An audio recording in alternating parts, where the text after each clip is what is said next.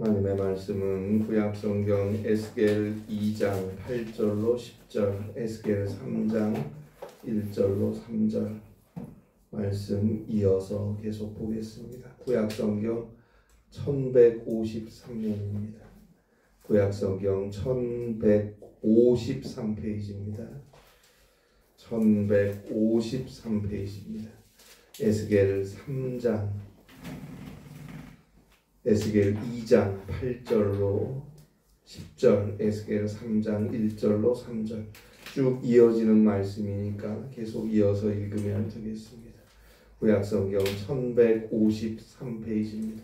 에스겔 2장 8절부터 에스겔 3장 3절까지 말씀 우리 함께 봉독하겠습니다. 함께 읽겠습니다. 너 인자야, 내가 내게 이르는 말을 듣고 그 패역한 족속같이 패역하지 말고 내 입을 벌리고 내가 내게 주는 것을 먹으라 하시기로 내가 보니 보라 한 손이 나를 향하여 펴지고 보라 그 안에 두루마리 책이 있더라. 그가 그것을 내 앞에 펴시니 그 안팎에 글이 있는데 그 위에 애가와 애곡과 재앙의 말이 기록되었더라. 또 그가 내게 이르되 인자야, 너는 발견한 것을 먹으라. 너는 이 두루마리를 먹고 가서 이스라엘 족속에게 말하라 하시기로 내가 입을 벌리니 그가 그 두루마리를 내게 먹이시며 내게 이르시되 인자야, 내가 내게 주는 이 두루마리를 내 배에 넣으며 내 창자에 채우라 하시기에 내가 먹으니 그것이 내 입에서 달기가 꿀 같더라. 아멘. 현대 영어로 읽는 신약 성경 New Testament in Modern English 라는 성경을 펴내어서 조금 더 쉽게 신약 성경을 이해할 수 있는데 기여했었던 20세기 영국의 목사이자 신학자였던 존 버트램 필립스가 쓴 Your God is too small 이라는 책이 있습니다.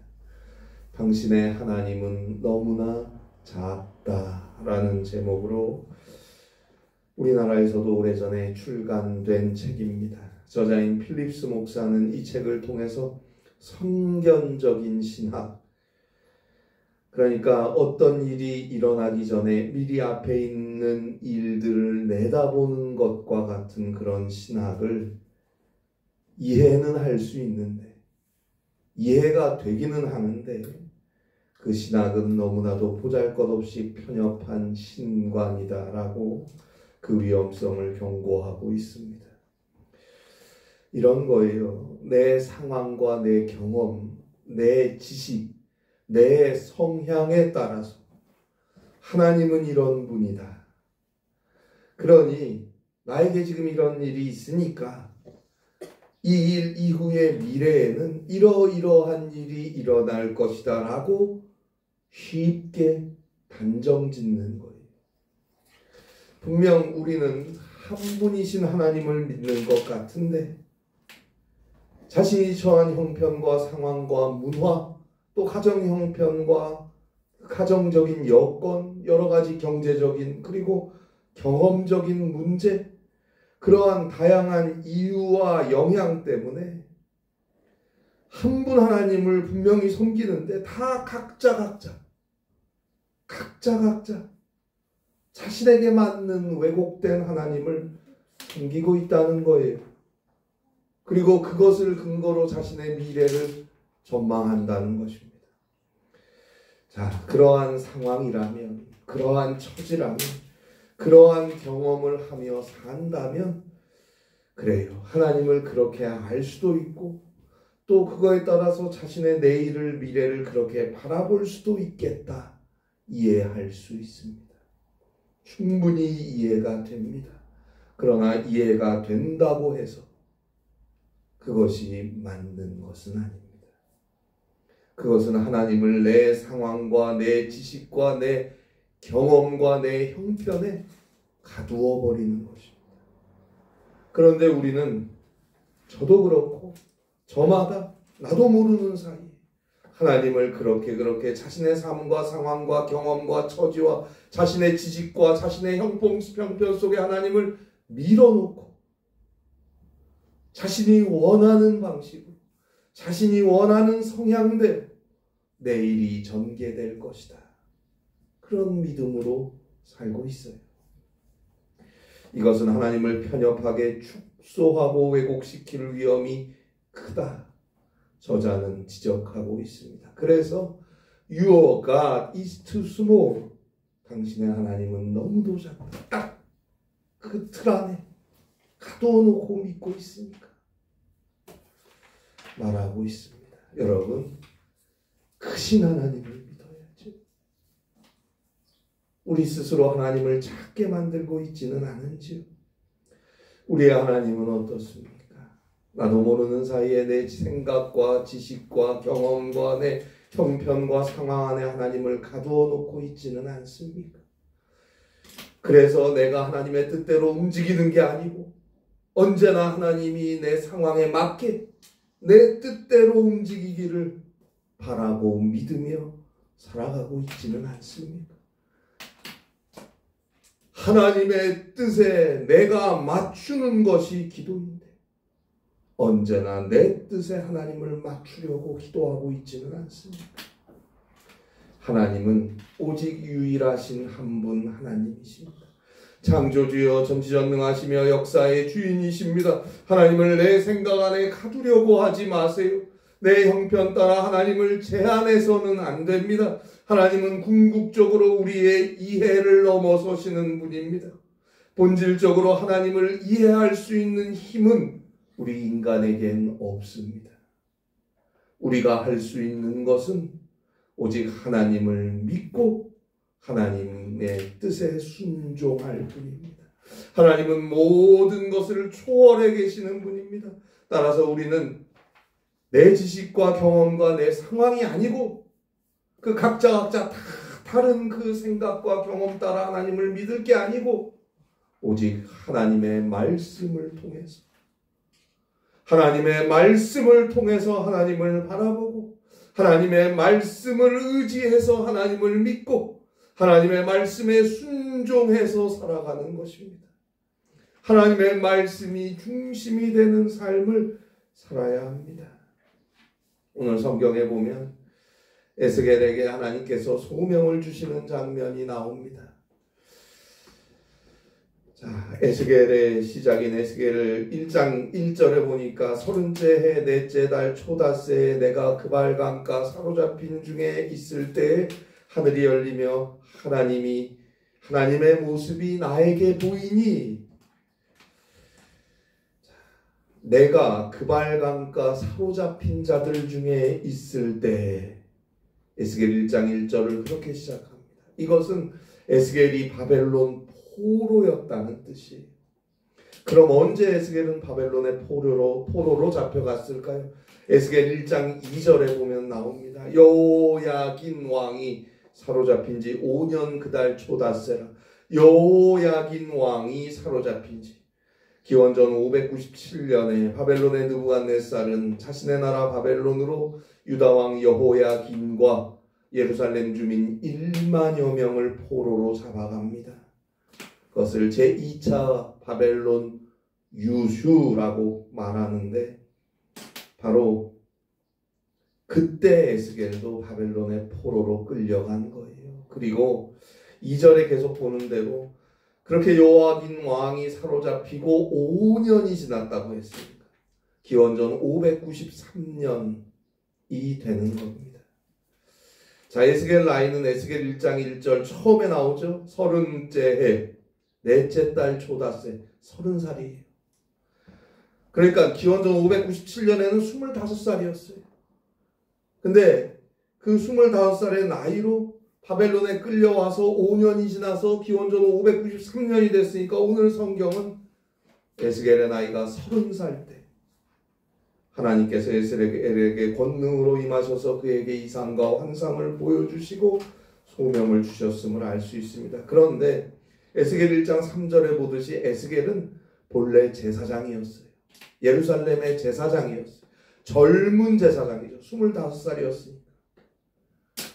그런데 에스겔이 그때 바벨론의 포로로 잡혀와서 5년이 지나서 하나님께서 환상을 보여주시는데 자기가 제사장으로서 알고 있는 하나님에 대한 생각, 하나님에 대한 믿음을 훨씬 넘어서는 놀라운 이상을 보게 된 에스겔은 두려움에 또 하나님의 임재가 비추는 그 눈부신 광채에 그대로 엎드립니다. 그때 에스겔 2장 1절이죠. 하나님께서 에스겔을 인자라고 부르시면서 일어서라, 일어서라 에스겔에게 말씀하십니다. 자, 신약 성경에서 예수님을 향하여 인자라는 말이 쓰여요. 예수님을 지칭할 때 사용되는 인자라는 말은 메시아라는 의미입니다. 궁극적으로 세상 마지막 날에 이 세상을 심판하러 오실 분이라는 중요한 신학적 의미가 있습니다.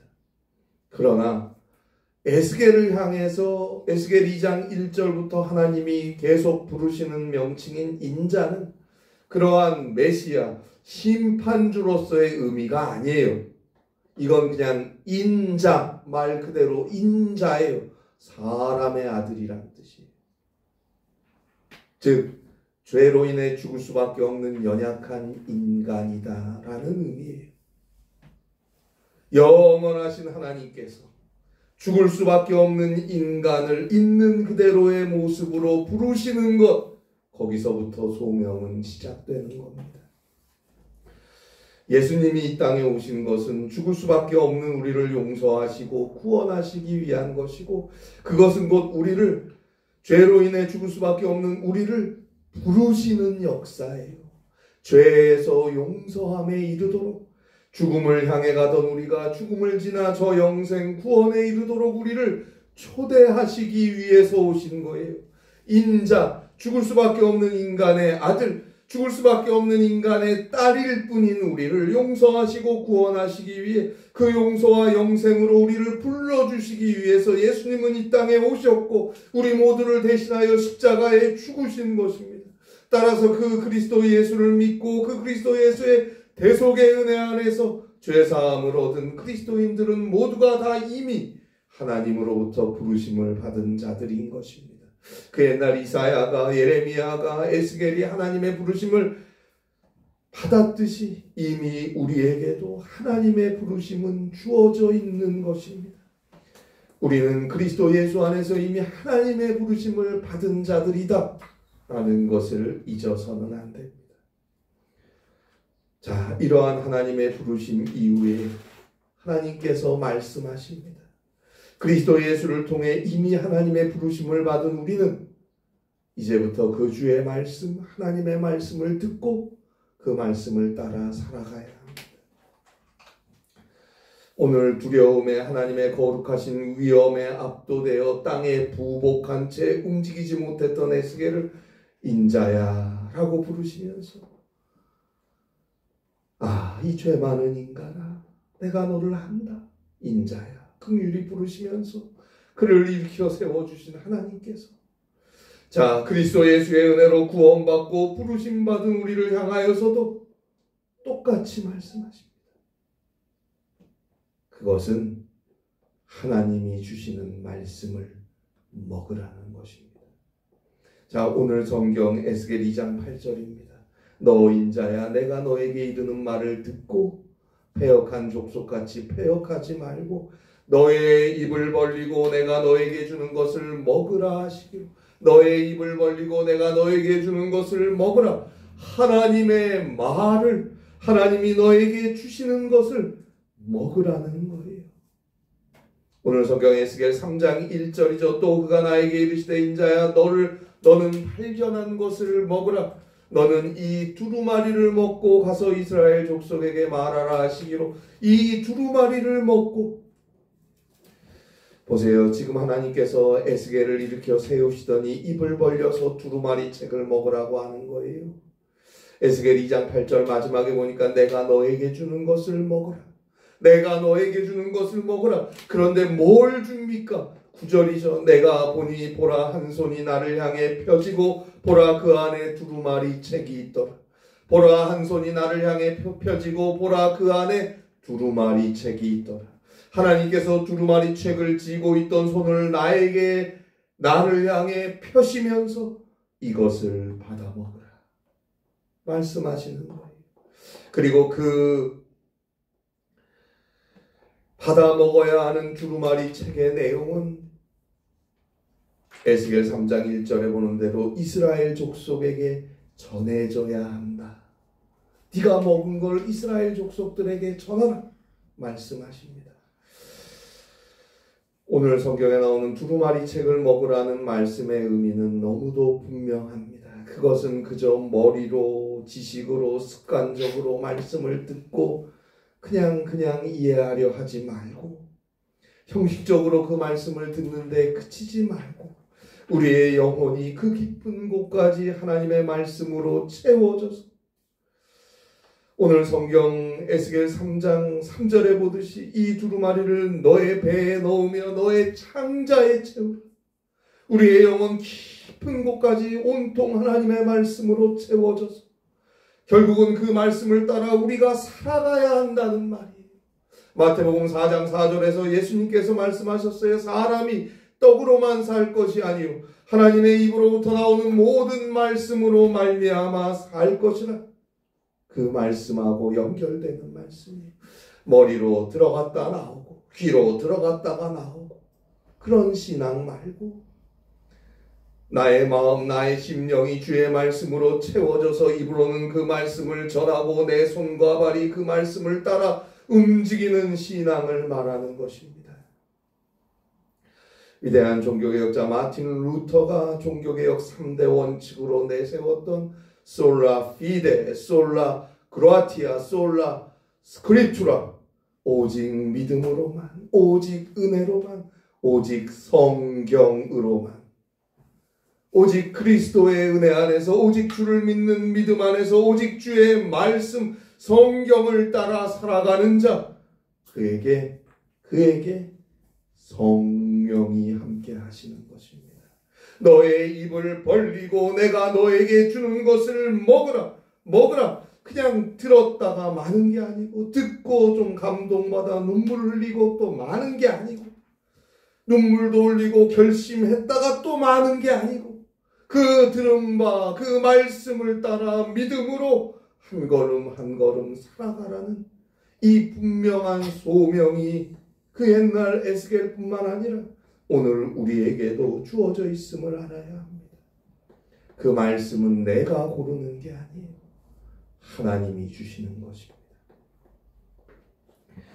이 수레바퀴에 구멍이 있죠. 가운데 그 구멍에 끼우는 긴 나무 막대기 같은 거를 굴대라고 하죠. 굴대. 자, 이 고대 시대에 그 굴대, 그 긴 나무 막대기에 파피루스 종이나 양피지를 감아서 두루마리라는 걸 만들었어요. 둘둘 말아서. 그리고 보통 그 양피지의 한 면에만 글을 썼어요.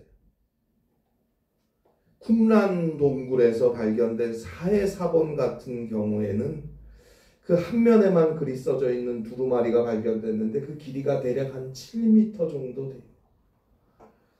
그런데 오늘 성경에 보니까 에스겔 3장 3절에 보니까 그 안팎에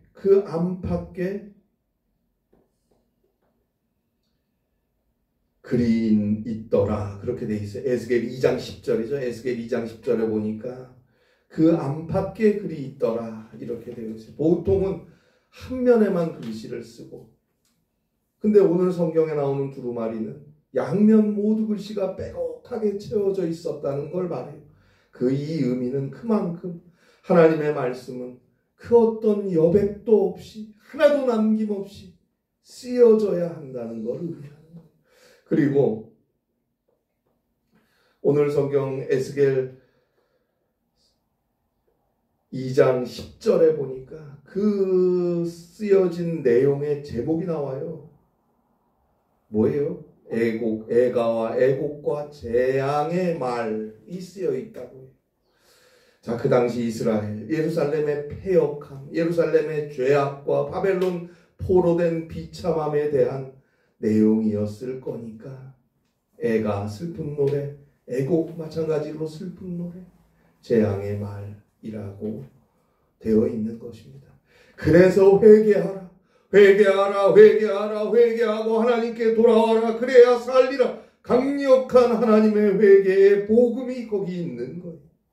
내가 듣고 싶은 말씀은 그게 아니에요. 잘 되고 잘 되고 잘 되고 잘 살고 잘 살고 모든 것이 형통한다는 소식을 듣고 싶은데, 아니 너는 죄인이다. 그러니 너는 회개하라. 하나님께 회개하고 하나님께 돌아오라. 그렇지 않으면 하나님의 심판이 임할 것이다.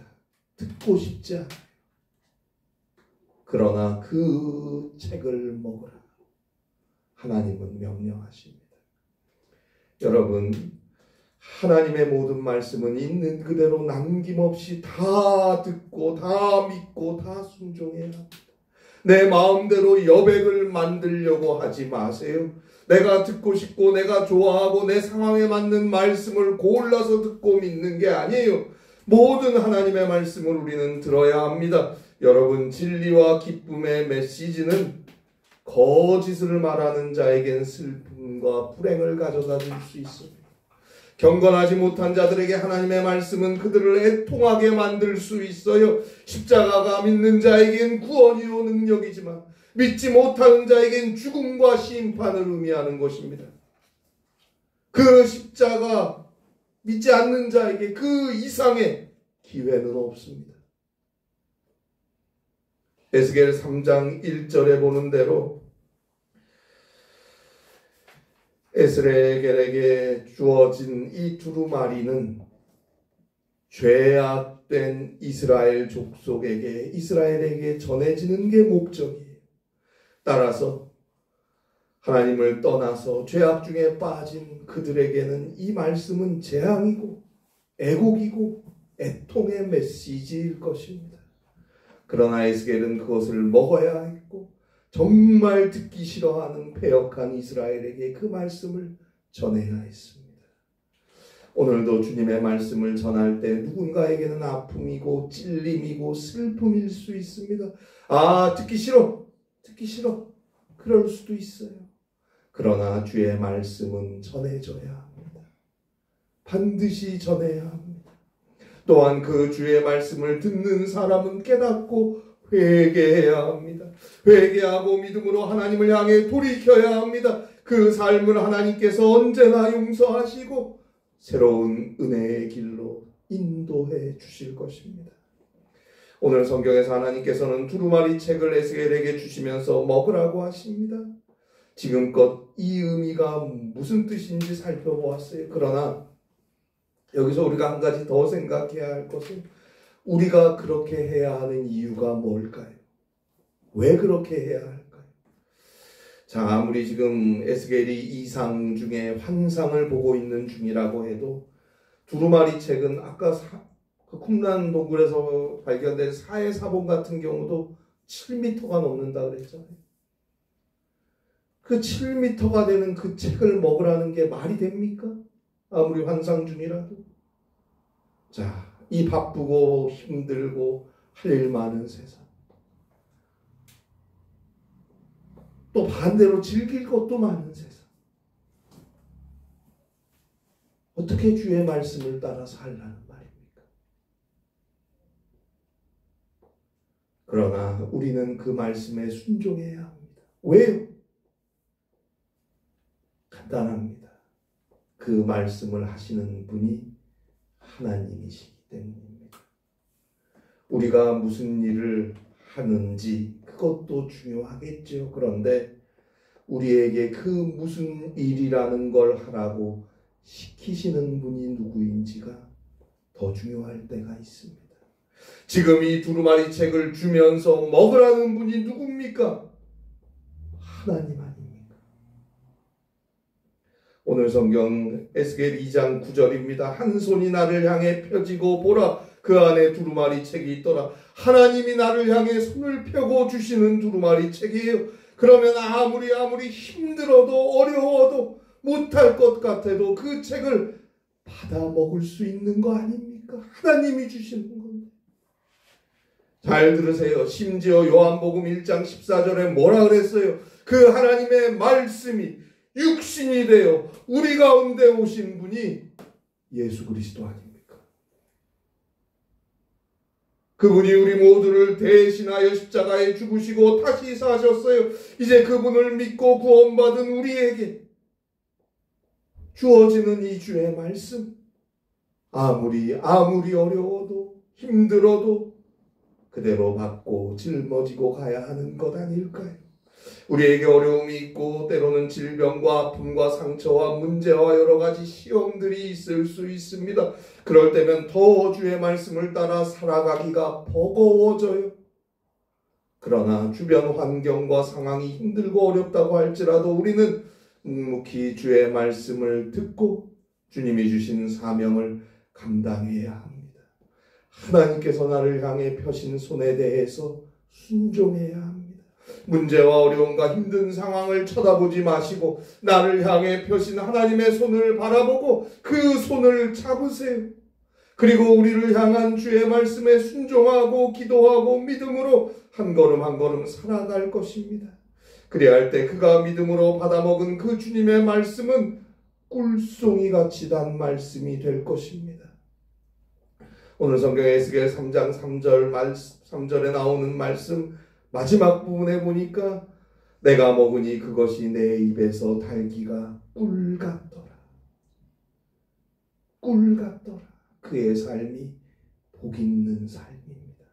시편 1편 2절이죠. 복 있는 자는 오직 여호와의 율법을 즐거워하고 그 율법을 주야로 묵상하는도다. 복 있는 자로 살아가게 될 거예요.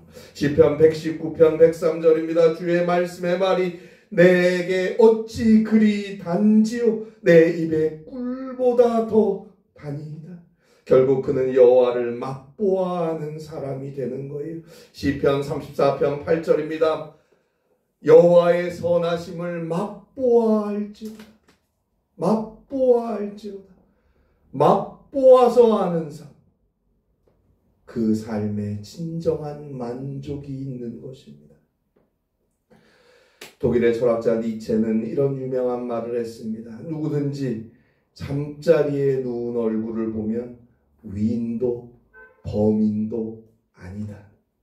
그러나 눈을 떴을 때 사람은 그 행동으로 평범과 비범을 판단받는다. 그래요. 누군가에 대한 판단은 결국은 그 행동에 달린 거 아닙니까? 사랑하는 여러분, 그리스도인은 입으로 말하는 게 아니고 행동으로 말하는 것입니다.